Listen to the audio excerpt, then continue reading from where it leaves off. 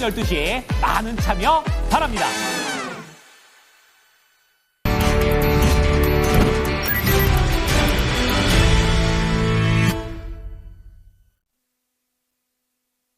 오늘 마음이 바쁩니다. 해야 될 게 많거든요. 두 분이 깔끔하게 또 빠르게 정리해 주실 거예요. 알파경제의 김충희 의사, 토마토투자클럽의 김민준 전문가 모셨습니다. 안녕하세요. 네, 안녕하십니까. 예, 바로 본론 들어가겠습니다. 오늘 다룰 이슈입니다.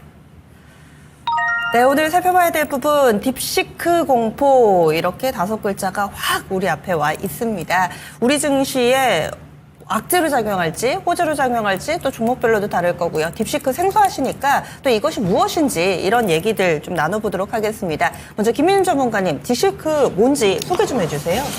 네, 저도 한 이틀 동안에 아직도 연구 중입니다. 상당히 수요일부터죠. 수요일, 목요일 이틀 동안 좀 뜯어봤는데 지금에 나와 있는 대중공개 자료는 저비용 AI다. 이 정도 인식하시면 될 것 같고, 단지 이 저비용 AI가 과연 지금 나와 있는 AI 모델들 있죠. 오픈 AI라든지 제미나이라든지 기존에 나와 있는 초거대 모델의 AI만큼 성능을 낼 수 있을 것이냐. 특히 이제 LLM, 대규모 언어 모델이죠. 이 부분이 가장 큰 화두가 되었고, 미국 시장이 그에 맞춰서 여러분들 정말 큰 하락이 있었습니다. 물론 지금 한 3, 4일째 좀 잠잠한 모습인데 굉장히 충격파가 좀 크게 나왔었고, 단지 시장에 나와 있는 것들은 객관적인 판단이나 이런 부분이 조금 더 진행되어야 되겠습니다만은 아직은 좀 선리 같지 않나, 이런 주관적인 판단을 좀 해보고요. 우리가 뒤에 좀 다루겠습니다만 가장 중요한 것은 이러한 저비용 AI 모델이 앞으로 HBM 판도를 어떻게 좌지우지할 것인가, 이것이 가장 큰 화두이지 않느냐. 저는 영향력은 제한적이다. 우선 이렇게 정리해드리겠습니다. 네, 김 이사님, 또 시장의 반응이 이렇게 상당히 컸잖아요. 엔비디아가 10% 이상 급락하고. 그런 이유가 어디 있다고 보세요? 네, 일단 엔비디아에 대해서는 올해 좀 조심해 보자라는 말씀을 지속적으로 드리고 있습니다만, 저는 중국이 이런 충격파를 던질 줄은 몰랐죠. 상반기 말이나 하반기쯤에 테스토렌트, 짐 켈러를 중심으로 해서 엔비디아의 독점을 깨려고 하는 여러 가지 시도들이 엔비디아를 위협할 가능성이 있다라고 저는 판단하고 있었고, 그게 정확하게 언제 나올지는 모르니까 올해 정도다라고 예상하고 있었는데, 뜬금없이 이제 중국의 딥시크라고 하는 것이 저비용으로 나오면서 여러 가지 지금 얘기들이 나오고 있는데, 제가 이제 여러 가지 뉴스들이나 전문가의 코멘트로 판단한 핵심 포인트는, 기존의 이제 AI 모델의 핵심이 소위 이제 빅데이터를 바탕으로 해서 엄청나게 많은 데이터를 제공하는, 그러니까 가장 쉽게 제가 생각하는 이해 정도로서 말씀을 드리면, 보통 이제 각계의 전문가를 다 모아놓은 게 기존의 AI였다면, 딥시크는 그럴 필요 있어? 너가 물어보는 건 경제잖아. 경제 전문가만 데려오면 되지? 라고 해서 경제 전문가만 데리고 오는 거예요. 그러니까 30명을 데리고 와서 그 30명의 머리를 동시에 회전시켜서 어떤 걸 물어볼지를 대기하고 있는 것과, 나는 경제를 물어볼 거니까 경제 전문가 그래서 경제 전문가를 불러와서 그 사람에게 물어보는 거는 당연히 비용이라든지 퍼포먼스의 차이가 크게 날 수밖에 없는 상황인 거죠. 그래서 딥시크가 이제 20분의 1도 안 되는 그런 비용으로 현재 운영이 가능하다. 그러니까 발상 자체를 바꾼 거죠. 기존의 LLM 모델이라고 하는 것은 내가 모든 걸 다 알고 있어야 되고, 모든 걸 이제 전문 지식을 쌓아둔 상태에서 진행돼야 되는 상황일 텐데, 그것은 이제 발상을 전환을 해서 물어보는 상태의 소스만 가져오면 되는 게 아닐까라는 그 발상의 전환이 낮은 비용과 빠른 퍼포먼스를 가져올 수 있게 하는 부분이었고요. 근데 기존의 LLM 모델과 또 하나의 차이는, 기존의 것은 긁어서 분석해주는 정도였다면, 이건 중간에 자기가 오류를 수정하는 단계까지 지금 가고 있단 말이에요. 그래서 계산하다가 틀린 거 발견하면 다시 계산할게 라고 하든지, 물론 한계는 뚜렷하죠. 중국이 민감해하는 이슈들에 대해서 대답을 안 하거나 대답을 회피하거나 이런 여러 가지 그 한계도 있는 것은 상황입니다만, 이러다 보니까 여기에 이제 공포를 느끼게 되는 것이죠. 그래서 그렇게 많은 비용을 투입하지 않고도 이렇게 효율적으로 할 수 있는 방법이 있었는데 미국은 왜 하지 못했지? 라고 하는 부분. 그다음에 지금 이제 캐펙스라고 하는 것들이 굉장히 늘어날 것으로 예상이 되고 있는데 그 팩스를 유지하는 게 과연 맞나? 라는 생각을 할 수밖에 없는 상황인 거죠. 그래서 이 짐 켈러가 만드는 텐스토렌트가 올 뭐 상반기 말이나 하반기쯤에 하드웨어 쪽에서도 좀 더 가벼운 어떤 그런 하드웨어를 만약에 가지고 온다면 그러면 기존에 이제 엔비디아 GPU로 누렸던 이 기존의 모델에 어느 정도의 변화를 가져올 가능성 때문에 시장은 좀 두려움을 느끼고 있는 것이 아닌가라고 보여지고요. 설명이 지루하게 길었습니다만 가장 중요한 핵심 포인트를 말씀드리지 않았는데 엔비디아가 비쌌기 때문에 나타난 현상이다라고도 볼 수 있을 것 같습니다. 네. 그래서 뭔가 좀 압축된 그런 저비용의 AI다. 그래서 우리 증시에 미칠 영향에 대해서도 아마 많이들 궁금해하실 겁니다. 정말 엔비디아 급락한 만큼 우리의 이 관련된 반도체 칩 종목들도 하락할 것인가? 아니면 또 어떻게 기회 요인으로 활용하게 될 것인가? 김윤주 전문가님, 우리 증시, 우리 산업에 미칠 영향 어떻게 보세요? 네, 뭐 사실 뚜껑을 열면 오늘 1시간 훌쩍 지나갈 것 같은데요. 압축해서 말씀드리기가 저희 머릿속은 좀 쉽지 않은 것 같습니다. 사실 이틀 동안 그 연구한 분야를 제가 좀 말씀드리면 사실상 저는 딥시크에 대해서 평판을 그렇게 좋게 하고 있지는 않습니다. 여러 이제 해외 유수의 어떤 전문가들이 나와서 평을 좀 했는데 그 오픈 소스 코드를 내놨어요. 사실상 뜯어보겠죠. 네. 어떻게 이제 만들었는지 뜯어볼 텐데 저는 좀 생각이 다른 게 지금의 과연 AI가 LLM 대규모 언어 모델에 관해서 멈출 것이냐 그렇지는 않거든요.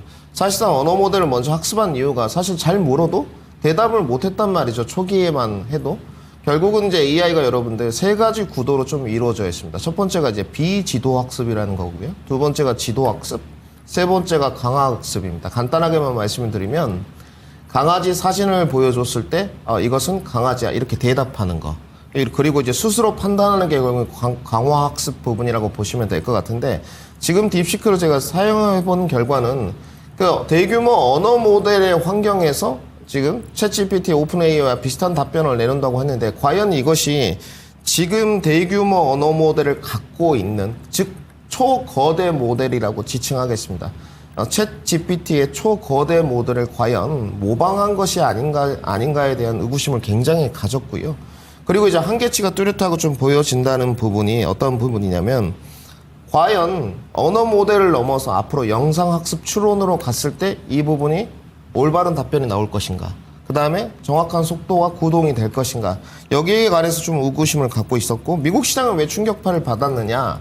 그러면 지금의 형태군이 이제 LLM에 지금 화두가 되어 있기 때문이고, 대다수의 인공지능 모델이 그러한 기반이죠. 아직 영상학습 추론까지 나아가지 못했습니다. 여기를 이제 장악하고 가야 되는데, 조금은 저비용의 AI가 출해됐다는 것에서 단기 등락 과정이 좀 있었다. 이것이 이제 미국 시장의 이제 화두인 것 같고요. 국내 시장에서는 AI에 관련된 파트가 여러분들 HBM 말고는 없습니다. 서두에서 말씀을 드렸듯이. 그래서 이 저비용 AI가 과연 출해됐을 때 우리 삼성전자와 하이닉스의 HBM의 사용의 용처는 향후에 어떻게 될 것이냐. 이게 지금 오늘 가장 중요한 포인트입니다. 이것은 뭐 뒤에 우리 앵커님이 질문을 하시면 답변을 드리기로 하고요. 네. 단지 지금 딥시크가 H800의 GPU 2000개 정도로 구성이 됐다고 해요. 시간이 279만 시간을 소요해서 학습을 했다고 하는데 네. 이 부분은 뭐 팩트로 확인된 것 같아요. 상당히 시간 소요도 줄어들고 단지 중요한 부분은 몇몇 대다수의 전문가들이 지식 중류에 대한 부분에 관해서는 의구심을 표했습니다. 지식 중류라는 부분이 뭐하냐면 즉 모방한 것이 아니냐, 갖다 베낀 것이 아니냐, 이것에 관해서는 좀 의구심이 남아있다 이렇게 좀 보시면 될 것 같고요. 단지 저는 뭐 장기 변화는 크지 네. 않을 것 같다 이렇게 좀 정리해드리겠습니다. 그렇다면 국내 반도체 산업이라든지 증시에 미칠 영향은 제한적이다. 왜냐하면 이것의 성능이 그만큼 따라주지 못하기 때문에 시장에서 좀 소외될 거다라는 시각을 갖고 계신 거죠? 그렇지 않고요. 네, 어떤 거냐면 딥시크도 HBM을 쓴다는 거죠. 네. 그렇기 때문에 뭐 어떤 AI 저비용 모델이 개발되더라도 과연 HBM이 향후에 어떤 대안폼이라든지 장악 구도를 이뤄갈 것이냐에 대해서는 전혀 그렇지 않다.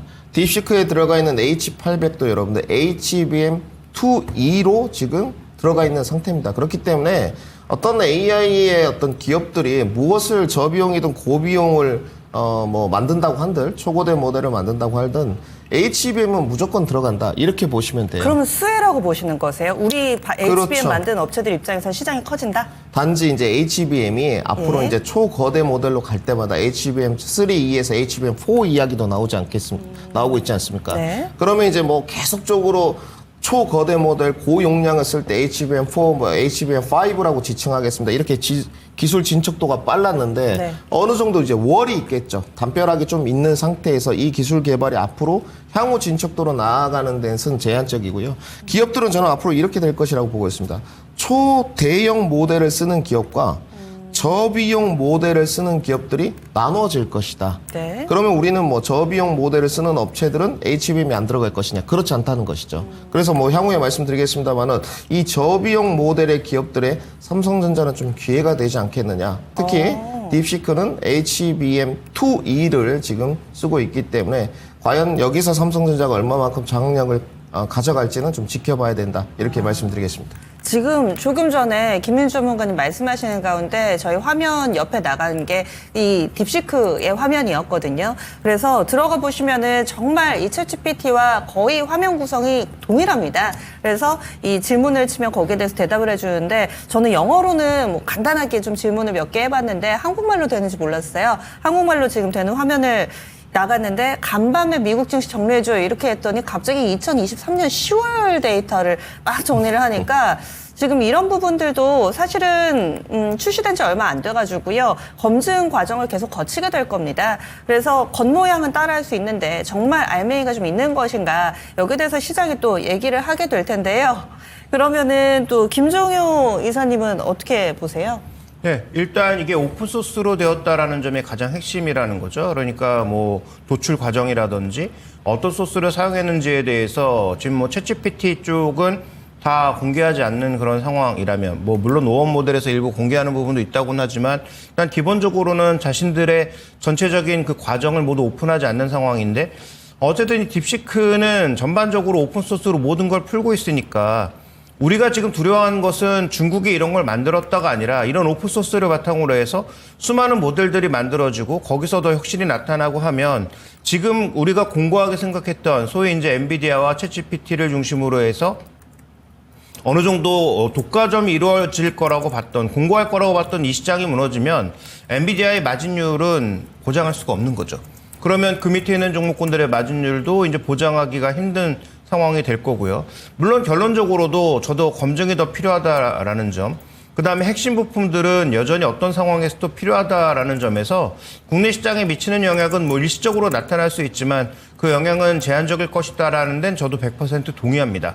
다만 이제 중요한 것은 딥시크가 오픈소스로 풀고 있고 그 오픈소스를 바탕으로 수많은 어떤 다양한 앱이나 어플리케이션들 혹은 뭐 프로그램들이 만약에 만들어진다면 그런 것들이 이제 기존의 체계를 위협할 가능성에 대해서는 우리가 조금 더 문을 열어두고 지켜볼 필요가 있겠다라고 봐야 될 것 같고요. 뭐 물론 이것도 어떻게 약속을 지키는지 봐야 되겠지만 그 텐스토렌트의 짐 켈러 같은 경우에도 HBM 정도의 무거운 그 메모리가 필요 없다라는 걸 계속 주장해 왔거든요. 만약에 그게 실제로 바뀌어진다면 당연히 메모리는 쓰이는 것인데 상대적으로 비싼 HBM의 사용량은 줄어들 수도 있거든요. 그것도 물론 검증이 필요합니다만. 그래서 제가 드리고 싶은 말씀은 지금부터는 조금 뭔가 우리가 닫힌 생각으로 엔비디아와 챗GPT, 제미나이가 무조건 이 시장을 다 먹는 시장이야라고 닫힌 시각으로 보시지 말고 좀 더 다양한 업체들이 들어와서 다양한 경쟁이 이루어지고 그 다양한 경쟁 속에서 살아남는 업체들은 누가 될 것인가에 좀 더 집중해 보시는 게 좋을 것 같고요. 결론적으로는 어떤 상황이 되더라도 핵심 부품 몇 개는 줄어들지 않는다. 대표적으로 MLCC라든지 그다음에 뭐 D램이라든지 그다음에 그 안에 들어가는 어떤 다양한 뭐 그 IT 부품의 핵심 축을 이루는 몇 가지 부품들은 어떤 상황으로 변모되더라도 줄어들지 않는다라는 거죠. 그런 쪽에 포커스를 맞춰서 접근하시는 게 저는 좋지 않을까 이렇게 보고 있습니다. 어떻게 발전을 하더라도 지금 정말 필수 칩들은 사라지지 않을 것이다. 이렇게 또 강조를 해주셨는데 좀 전에 중국 쪽에서의 AI와 시장에 대해서의 개척, 지금은 몇몇 빅테크 업체들만 하지만 퍼져나갈 것이다. 간밤에 나왔던 소식은 지금 딥시크에 이어서 알리바바도 공개를 했습니다. 이 가성비 AI 모델 Q1이라고요. 그래서 이 중국 쪽에서 시장에 대한 진입 이런 부분들이 상당히 좀 공격적이고 광범위하게 나타나고 있다라는 생각을 지울 수가 없습니다. 그렇다면은 이제 우리는 투자 전략을 어떻게 세워봐야 될 것인가? 새로운 기회가 열린 것인가? 아니면 미국과 중국이 이 AI 반도체를 놓고 싸우게 될 경우에는 우리는 위축될 것인가? 위기일까 기회일까 고민이 좀 많이 됩니다. 김민 전문가님 투자 전략 어떻게 세워야 될까요? 근데 저는 뭐 오늘 뭐 미국 증시가 좀 흔들렸기 때문에 연동 관계에서는 뭐 등락 과정이 있을 수 있겠죠. 근데 저는 뭐 연동 관계에 관해서 등락 과정은 단기적이라고 좀 판단을 하고 있고, 서두에 가장 먼저 말씀드린 게 이제 미국 시장은 그러합니다. 늘 말씀드리지만 엔비디아의 독과점이 영원할 수는 없다. 뭐 계속 주장을 해왔으니까.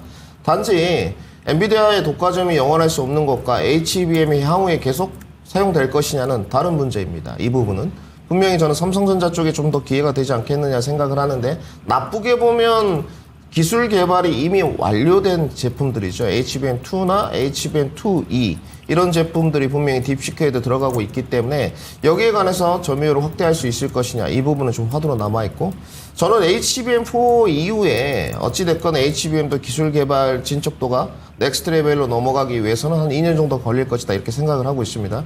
계속 기술 개발이 캐펙스나 캐파 증설을 해가면서 갈 수는 없는 부분이고요. 단지 HBM4에서 이제 멈출 것이라고 보고 있는데, 지금 결국은 이제 적재적소에 좀 싼 비용, 저비용이 필요한 사람들도 있지 않겠습니까? 그 부분은 늘 시장의 니즈고 소비자의 결정 문제입니다. 나는 고비용, 이런 거 필요 없어. 내가 좀 저렴한 모델 쓰면서, LLM에 대한 답변만 들을래. 이런 부분이 있단 말이죠. 이 시장에 대한 니즈, 거의 다른 섹터도 비슷했죠. 좀 예시를 들어드리면 2차 전지와 비슷하다고 좀 봐야 될 것 같은데, 이러한 과정이라고 좀 보시면 될 것 같고, 단지 앞으로 계속 생각해야 될 문제는 LLM에서 인공지능이 멈출 것인가에 대해서는 정말 부정적이죠. 앞으로도 계속 기술 개발이 기술 개발이 될 겁니다. LLM에서 멈출 리가 없습니다, 여러분들. 언어 모델이 이제 완벽하게 어떤 전 세계 언어들로 올바른 답변, 인풋, 아웃풋을 하게 되면, 데이터셋이 이제 완벽하게 진행되면 영상 추론 모델로 넘어갈 거예요. 과연 이때도 이제 HBM이 사용될 것이냐. 저는 지속적으로 HBM에 대한 대안품에 대해서 연구를 좀 하고 있는데, 현재로서는 없습니다. 그렇기 때문에 중국의 딥시크, 또 알리바바의 어떤 AI 모델, 다른 프랑스의 AI 스타트 기업 등등이 있는데, 여기에서 이제 화두가 되는 부분은 삼성전자나 하이닉스의 HBM을 쓰지 않고 다른 대안품으로 AI 인공지능을 작동시키거나 구동시킬 때 문제는 이제 발생되게 됩니다. 그래서 오늘의 등락 과정은 미증시와 연동관계로 좀 출렁거릴 수 있겠지만, 앞으로 SK하이닉스나 삼성전자의 어떤 장악력 부분은 굳건할 것이다. 단지 SK하이닉스는 TSMC, 엔비디아와 삼각동맹 체제가 있었기 때문에, 특히 최근에 흐름이 좋았어요. 박스권 상단의 지지라인을 좀 봐야 될 것 같고, 삼성전자가 이제 화두가 됩니다. 이 저비용의 어떤 AI 기업들에게 싸기 때문에 저렴한 비용의 HBM을 좀 제공할 수 있을 것이냐. 저렴한 비용이라니까 좀 그렇고, 기술 개발이 완료된, 삼성전자도 TCNCF로 문제가 없었던 HBM2나 HBM2E, HBM3까지 지칭하겠습니다. HBM3까지 어떤 빅테크 기업들 말고 저비용 AI 기업들에게 만약에 제공하면서 점유율을 높여간다면, 삼성전자는 앞으로 좀 기회가 되지 않겠느냐, 이렇게 좀 판단하고 있습니다. 네, 그래서 HBM의 지금 보급형이라고 해야 될까요? 이쪽을 만드는 업체들은 오히려 또 호재가 될 수 있다. 김 이사님 의견 어떠세요? 네, 일단 저는 아까와 동일한 말씀을 드리고 싶은데, 어떤 상황이 되더라도 핵심 부품의 수요는 줄어들 리가 없다라는 게 제 일관된 주장입니다. 이게 온디바이스 AI 형태로 가던, 그래서 지금 이렇게 딥시크처럼 가벼워지면 온디바이스 AI도 지금은 형편없는데 더 좋아지지 않을까라는 기대가 있는 거잖아요. 그러면 온디바이스 AI로 갔을 때 지금보다 메모리를 줄여야 될까요? 늘려야 될까요? 전 늘려야 된다라고 보거든요. 그러니까 이번에 갤럭시 S25에 들어가는 메모리량이 가장 비싼 모델을 선택해야 16기가 정도 쓸 수 있는데, 앞으로 이게 줄어들까? 전 그렇지 않을 거라고 보고 있습니다. 그래서 뭐 메모리 양이라든지 그다음에 전력을 많이 쓰면 쓸수록 그 안에 들어가는 뭐 MLCC라든지 그다음에 FCBGA 같은 어떤 뭐 전용 그 보드라든지 이런 것들의 수요는 줄어들 리가 없다라는 거죠. 그래서 SOC에 대한 수요도 늘어날 것이고 이런 것들을 만들어주는 전반적인 TSMC 같은 이런 업체들의 수요도 앞으로 뭐 늘어날 수밖에 없으니까 그런 핵심 기업들에 대해서는 뭐 오히려 오늘로 그 딥시크 사태로 인해서 주가에 급락이 온다면 어느 정도 저가 매수의 기회로 삼아볼 필요가 있고 상대적으로 밸류가 비슷한 종목에 대해서는 조금 조심해 볼 필요가 있겠다. 그 다음에 이제 또 아까 뉴스를 좀 살펴보니까 국내에 이제 뭐 설계 기업들이 거기에 수혜를 받을 수 있을 거다라는 얘기들이 막 올라오고 있던데 이건 제가 보기엔 더 혹독한 검증이 좀 필요한 부분이에요. 그래서 단순히 뉴스를 타고 하루 이틀 정도 뭐 주가가 오를 수 있겠지만 국내 기업들이 그 정도의 기술력을 가지고 있는지에 대해서는 좀 더 혹독한 검증을 좀 거치시길 부탁드리면서 저는 뭐 핵심 부품주는 여전히 조정 시의 매수 관점이다라고 보고 있습니다. 네. 그러면은 지금 예전에 그 화웨이에서 메이트 7 만들었을 때 저는 그때가 메이트 70이죠. 그거 만들었을 때가 좀 생각이 나는데 미국이 이렇게 계속 견제를 함에도 불구하고 중국이 짜잔 이렇게 내놓는 것에 다소 좀 전 세계가 놀라움을 금치 못하고 타격을 받게 되는 건데 이럴 경우에 미국이 지금도 반도체 칩에 대해서 규제를 하고 있지만 여기서 더 규제를 해서 좀 전에 김민 전문가님 말씀해 주셨던 보급형 더 낮은 HBM까지 못 팔게 하면 그러면은 우리 반도체주들은 어떻게 될까요? 이런 가능성에 대해서는 좀 배제하고 투자 전략을 세워야 될까요? 사실은 왜 웃냐면 여러분들 제가 처처로 하나 공개하겠습니다. 제가 그 빅데이터를 만들 때 네. 챗GPT의 지식 중류로 만들었어요. 지식 중류에 대해서 여러분들 좀 찾아보시면 될 것 같은데 쉽게 말씀드리면 네. 챗GPT의 답변을 빅데이터에 다 집어넣었다는 겁니다. 그게 불법이 아니에요, 여러분들. 이미 법으로 제한사항이 없는 부분입니다. 가능한 쪽이에요. 아, 그러니까 딥시크도 챗 GPT의 내용을 가져와가지고 그냥 연결만 시켰을 거다 이렇게 보시는 거세요? 뭐 대다수는 아니겠지만 네. 그런 내용들이 있습니다. 일정 부분 이루어진 부분들이. 그리고 거기에 이제 저 비용을 넣겠죠. 이제 거대 모델을 보게 되면 기본적으로 문제가 되는 게 비용 문제예요. 비용이 많이 되다 보니까 이들이 그 B2C 서비스를 할 때 어떻습니까? 비용을 부과시키지 않습니까? 개인들에게. 향후에 뭐 챗GPT 이제 제로원 같은 경우는 만약에 성형화가 정말로 되게 되면 비용이 엄청날 것이다. 월에 뭐 200만 원씩 지불해야 된다. 이런 내용도 한간에 있었습니다. 결국은 유로 모델들이 모두 다 가격이 올라갈 수 있을 터인데 결국 이제 저렴한 비용 모델이 나왔다는 거죠. 나는 뭐 유료 전환 안 하고 이런 조금 간단한 답변만 나오는 부분에 관해서 쓰겠어 이러는데 지식 중류라는 부분이 합법적인 범주 내에서 어떤 대규모 언어 모델들의 답변을 연결 구동시켜서 답변을 내놓는 부분이거든요. 이러한 부분이 저는 딥시크에도 어느 정도 있다고 보여지고 몇몇 기업들이 할 수 있다는 이런 이야기 아까 우리 이사님 말씀해 주신 이야기는 뭐냐면 지금 독특하게 딥시크가 오픈소스 코드를 공개했거든요. 그러니까 이 부분이 이제 빅테크 기업들이 이거를 뜯어볼 거예요. 그러면 지금 뭐 40세의 이름이 뭐 외론인가 이름 정확히 기억은 안 네. 납니다만은 만 40세 분이 이제 중국 분이 이 부분을 만들었는데 양원평. 네, 뭐 우리나라 기업들도 오픈소스 코드를 보면서 비슷하게 구현시킬 수 있지 않겠느냐. 특히나 비용이 뭐 80억대밖에 안 됩니다. H800이 지금. 네. 중국 수출 제재를 하면서 엔비디아에서 대중 수출용으로 만들어 놓은 엔비디아의 GPU 칩이었거든요. 그리고 HBM도 HBM2, 2를 장착시켜서 내보냈단 말이죠. 그럼 우리나라도 뭐 몇몇 기업들 이 정도는 우리도 할 수 있어. 이런 부분인데 과연 이 저렴한 비용에 대한 사용 용처, 특히 사용하는 고객 수가 앞으로 향후 얼마나 될 것이냐. 기술 진척이 이제 이루어졌을 때, 형편없네? 계속적으로 차이가 벌어지네? 근데 지금의 단계에서는 큰 차이가 나지 않는다는 거죠. 이 부분이 이제 미국 시장을 흔든 요소가 되었고, 저도 이 부분에 관해서는 양측을 모두 다 써본 결과 좀 동감해요.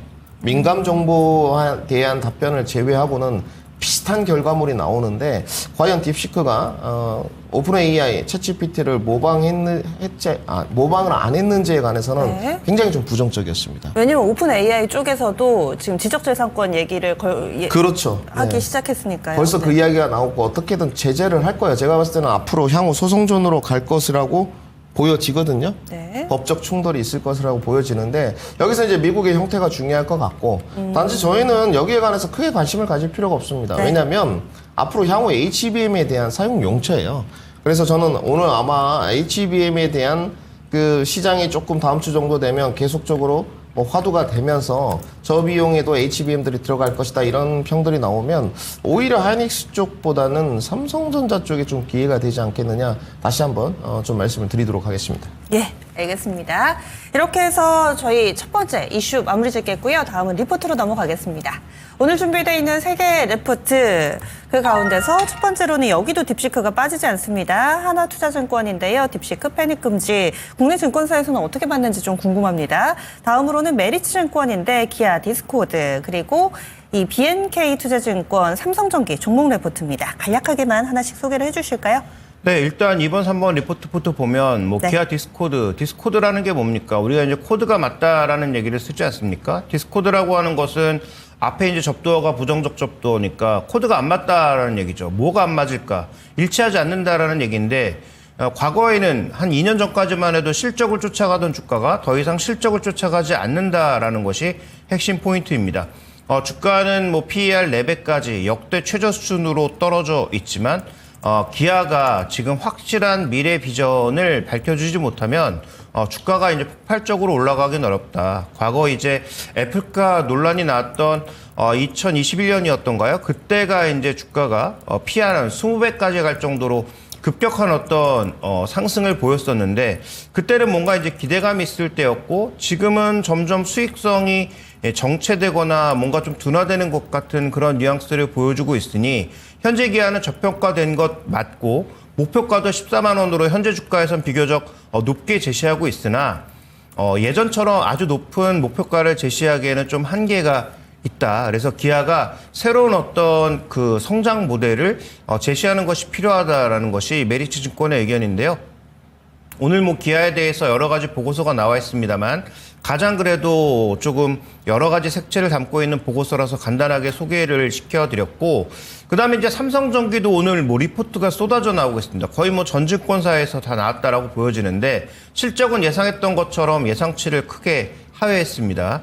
다만 MLCC나 FCBJ를 축으로 해서 올해는 실적이 좋아질 거다가 이제 핵심 포인트고요. 최근에 저점을 확인하면서 올라왔던 이유도 여기에 있다라고 봐야 되겠죠. 그래서 좀 전에 이제 딥시크 논란에서 말씀드렸던 것처럼 핵심 부품의 수요는 뭐 줄어들지 않을 것으로 보이고 있는 만큼 뭐 중국 쪽의 회복과 그다음에 뭐 전자, AI 쪽에 전반적인 어떤 모멘텀이 붙을 수 있는지에 대해서도 확인이 좀 필요한 부분이 아닌가 이렇게 보여지고 있습니다. 자, 첫 번째 리포트로 가면 이제 가장 우려되는 부분이기는 한데 이 그림 한 장으로 모든 게 설명이 될 것 같습니다. 하나투자증권에서 딥시크 패닉 금지인데 내용은 아주 간단하죠. 딥시크와 관련된 일시적 영향이 있을 수 있으나 이와 관련된 여러 가지 내용들은 좀 전에 김민준 전문가나 제가 얘기했던 대로 좀 더 살펴볼 내용들이 많다. 그 다음에 지금 뭐 MS를 포함한 메타 같은 기업들이 캐펙스를 전혀 줄이려고 하고 있지 않으니까 이런 내용들을 좀 더 살펴봐야 된다라는 것인데 근데 일시적인 문제는 뭐냐면 준비된 그림에서 나오는 것처럼 지난 그 금요일 날 마감했던 하이닉스 주가와 그 다음에 계속 거래가 됐던 영국 GDR의 주가 차이가 지금 10%가 나고 있다라는 거죠. 그러면 이 GDR 주가로 계산해 봤을 때 오늘 10% 정도의 하락이 있을 수도 있다라는 것인데 지금 또 공교롭게도 동시효과에서 10%가량의 하락세를 현재 SK하이닉스가 그려주고 있습니다. 그러면 이 정도의 변화폭은 우리가 인정한다면 중요한 것은 오늘 출발 이후에 낙폭을 줄이는 방향으로 가느냐 아니면 이 정도의 하락이 인정되면서 계속 조정의 양상으로 가느냐가 단기적으로는 관건이 될 것 같고요. 그다음에 외국인들의 어떤 수급 동향 자체가 오늘 또 하나의 시장 포인트가 되겠죠. 그래서 뭐 이런 일시적인 충격은 뭐 엔비디아도 12%가 넘게 빠졌으니까 지금 최근에 등락을 고려해 보면 딥시크 충격의 급락을 다 계산해서 주간 단위로 보면 12% 정도가 빠졌는데 그걸 고려해 봤을 때 SK하이닉스가 오늘 이걸 다 반영해서 시초가에 10% 빠지는 것까지는 뭐 그렇다 치고 그 이후에 외국인들의 수급과 전반적인 시장 동향 그다음에 SK하이닉스가 오늘 하락을 줄이는 방향으로 갈지에 대해서 한번 판단해 보시는 게 중요할 것 같고요. 뭐 이스페타시스나 한미반도체처럼 엔비디아와 붙어서 움직이는 종목군들의 전반적인 동향도 같이 좀 점검이 필요할 것 같습니다. 예. 일시적인 충격이 좀 불가피하다라는 증권사의 의견. 하지만 여기에 대해서 너무 또 완전히 추세하락으로 가는 건 아니니까 패닉 금지라는 한화투자증권의 레포트였습니다. 현재 동시효과 구간 SK 하이닉스는 일단은 10% 정도의 개파락 출발이 예고되고 있습니다. 다음 빅데이터로 넘어가겠습니다. 계속 연결되는 얘기인데요. 삼성전자와 SK 하이닉스 점검이라고 김민주 전문가님 들고 오셨어요. 역시 오늘 장에 가장 많은 분들이 관심 갖고 보실 만한 내용입니다. 어떻게 될까요? 근데 뭐 충격파에서 자유로울 수는 없을 것 같습니다. 제가 봤을 때 뭐 특히 SK 하이닉스는 뭐 TSMC, 엔비디아의 삼각 동맹 체제이기 때문에 오늘 뭐 동시효과도 좋지 않고요. 그리고 이제 특히 SK 하이닉스가 나가는 부분이 어떻습니까? 이제 빅테크 기업들 초거대 모델이라고 지칭하겠습니다. 그쪽에 이제 제품들이 많이 출하되고 있죠. 특히 HBM3, HBM4 앞으로 슈퍼컴퓨터 만드는데 뭐 필요하다 등등 좋습니다. 다 좋은데 그러면 앞으로 이렇게 조금 저비용의 HBM 모델들 있죠. 기존에 뭐 삼성전자가 HBM2까지는 먼저 개발했습니다. HBM3도 마찬가지고요. 3도 기술 개발은 먼저 했지만 어찌됐건 이 HBM2나 HBM2E 여기에 그렇게 SK하이닉스가 막 장악력을 펼쳐가고 있고 이렇지 않았거든요. 계속 앞으로 기술 진척도가 있었던 뭐 지금 젠슨왕에 와가지고 HBM4도 빠르게 만들어줘 이런 이야기도 했고 최태원 회장이 거기에 화답하듯이 먼저 앞서 나가고 있다 이런 이야기까지 했거든요. 이제는 여러분들 그 저비용의 소비자의 니즈가 있는 부분에 관해서까지 분명히 HBM이 이제 출하가 될 텐데 여기를 과연 누가 가져갈 것이냐 아니면 또 중국 쪽에서 뭐 HBM2 우리도 할 수 있어 우리는 우리 제품 쓰겠어? 이것도 이제 유심 있게 지켜봐야 될 것 같습니다. 삼성전자는 분명히 말씀드렸는데 삼성전자 주가 차트 먼저 보시죠. 네. 오늘 뭐 동시효과가 한 1% 정도 빠지는데 제가 봤을 때 삼성전자는 크게 내려가지 않을 겁니다. 단지 기회가 좀 될 수 있을 것 같고 삼성전자가 이제 자존심을 좀 버리고 HBM2E나 HBM3 정도까지 우리 이거 하겠어. 여기에 관해서 저비용 AI 기술 개발하는 쪽에 시장 점유율, MS 높여가겠어. 이러한 그 전략 수정으로 간다면 얘기가 좀 틀려질 수 있고, 아니다. 앞으로 뭐 어느 모델에 멈추겠느냐. 다음 단계는 영상 출원 단계다. 언젠가는 올 시장이기 때문에 이것을 기회로 활용하겠다 한다면 삼성전자는 사실상 뭐 주가는 다 앞으로 어려워질 수도 있습니다. 단지 이 지금의 딥시크 화두가 과연 삼성전자와 SK하이닉스 둘 중에 어디에 좀 더 기회가 되는 것이냐. 삼성전자죠. 이 부분은 명확한 것 같습니다. 왜냐? 삼성전자는 여러분들이 이제 시간을 좀 벌었거든요. 왜냐하면 시장의 화두가 자 HBM3E 안 써도 시장 적재적소에 필요한 제품들 AI 저렴한 비용 AI 모델들 필요해. 이런 결과물들이 이미 도출됐기 때문에 여기서 이제 HBM2나 2E를 얼마만큼 출하시킬 것이냐 이 부분에 대해서 시간 벌기는 삼성전자에게 가능해졌다고 보여집니다. 그래서 오늘은 금요일이기 때문에 좀 상황을 지켜보시고요. 만약에 장 오후에 한 1% 정도 동시효과가 내려갈 것으로 보이는데 그것을 이겨내고 만약에 양봉 전환을 하게 된다. 그러면 투심은 이제 삼성전자 쪽으로 가는 겁니다. SK하이닉스는 계속적으로 뭐 장전효과 지금 동시효과가 10% 지금 마이너스인데 여기서 어느 정도 저점 반등을 못하고 계속적으로 내려간다. 그러면 HBM3E, HBM4도 기술 개발이 빠르게 필요하겠느냐? 이런 부분에 대해서 이제 퀘스천 마크를 던지는 거죠. 굳이 지금 저비용 이렇게 나오고 있는데 이렇게 화두를 좀 만들어 가시면 될 것 같고요. 네. 단지 이 지금 데이터셋에 관해 가지고 딥시크도 오픈하지 않았어요. 이 부분은 꼭 말씀을 드려야 될 것 같습니다. 오픈 소스 코드는 이제 오픈을 했거든요. 우리가 이런 걸로 했어. 이렇게 지금 내놨는데 데이터셋이 뭐냐면 지금 말씀드리면 쉽게 말씀드려 인풋 아웃풋입니다. 즉 입력 데이터를 주는 거죠. 인공지능에. AI가 학습할 정보라고 보시면 돼요. 그리고 거기에 따른 출력 데이터, 정답을 딱 내놔야 되는 부분인데 이 데이터셋에 관해서 딥시크는 내놓지 않았습니다. 저는 이 부분을 챗GPT 거를 베꼈다고 좀 봐요, 사실상. 왜냐하면 데이터셋을 공개해야 되는데 이 데이터셋이 여러분들 가짜 뉴스라든지 잘못된 정보라든지 그러면 인공지능은 형편 없어집니다. 정말 이 얘기는 한 시간이 뭐예요? 하루 종일도 할 수 있는 네. 워낙에 또 이게 딥한 얘기고 이과 분들은 괜찮으실지 모르겠는데 문과인 저는 벌써부터 힘듭니다. 그래서 SK 하이닉스는 일시적으로 좀 조정이 나타날 수 있는데 삼성전자한테는 조금은 또 유리한 상황이 될 수도 있다. 이렇게 해서 의견을 주셨어요. 두 종목 만약에 조정받게 되면은 좀 기다렸다가 접근 아니면은 뭐 투자 전략에 있어서 간략하게만 정리를 해주신다면요. 저는 삼성전자 쪽입니다. 계속 말씀드리지만 뭐 SK하이닉스를 원티어로 말씀드렸고 예. 올해 한 해 주가 목표가를 시장이 안 좋을 때 뭐 24만 원, 28만 원. 제가 생각하는 것보다 SK하이닉스는 빨리 지금 올라갔거든요. 단지 지금의 변화는 삼성전자를 좀 주목해봐야 된다. 6만 전자의 회복을 못했는데 가능성이 있지 않을까 이렇게 좀 진단을 해드리겠습니다. 알겠습니다. 그래서 오늘은 삼성전자 쪽에 조금 더 무게중심 더 주시고요. 오늘 목표가 도달 종목도 하나 리뷰해 보겠습니다. 1월 초쯤에 HD 현대 일렉트릭을 선물같이 이 빅데이터 종목으로 주셨는데요. 목표가 도달이 됐습니다. 40만 5천 원에 사가지고 이 종목 45만 원까지 갔어요. 수익률이 10% 이상 나고 있습니다. 게다가 전력설비 관련된 종목군들은 오늘도 계속 잘 갈 것이다. 뭐 이런 시각들 많습니다. 그런데 여기서 마무리 지을지 더 갈지 투자 전략 앞으로 어떻게 세울까요? 네, 저는 뭐 여기까지입니다. 늘 네. 말씀드렸지만 그 현대일렉트릭은 앞으로도 뭐 좋게 보고 있지만 네. 저는 뭐 지금 시장이 좋을 때 적정 밸류에 관한 기준으로 밸류가 중요한 부분은 아니지만 44만 원 정도의 목표가가 도출됐기 때문에 앞으로도 마찬가지 뭐 가져가시는 데는 문제가 없습니다만 보유자 영역이고 신규 접근은 안 된다. 이제부터는 엑시트 전략을 좀 펼쳐야 될 것 같고 가장 합리적인 이유가 뭐냐면 첫 번째가 이 전력 인프라 부분이 초거대 모델에 필요한 부분이었거든요. 그렇죠. 그렇기 때문에 이 뭐 저비용의 AI 모델이 나오게 되면 전력 수요에 대한 니즈도 달라지게 되는 부분이 있기 때문에 저는 뭐 44만 원에서 엑시트 전략 드리도록 하겠습니다. 알겠습니다. 이렇게 해서 빅데이터 종목까지 정리해 봤습니다. 체크스탁이었습니다.